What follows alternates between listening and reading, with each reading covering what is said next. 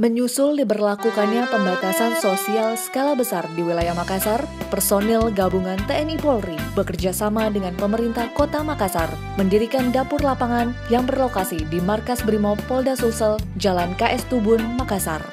Gubernur Sulawesi Selatan yang didampingi oleh Pangdam 14 Hasanuddin, Maijen TNI Andi Sumengruka SE, dan Kapolda Sulsel saat meninjau dapur lapangan tersebut, Jumat 17 April 2020, mengapresiasi langkah yang dilakukan oleh TNI Polri dan pemerintah Kota Makassar, serta mengajak seluruh warga untuk bersama-sama memerangi penyebaran COVID-19.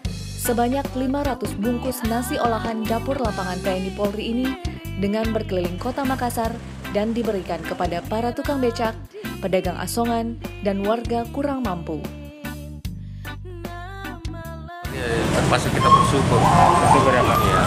Ya, kita berharap bagi masyarakat supaya keadaan ini cepat berakhir Pak.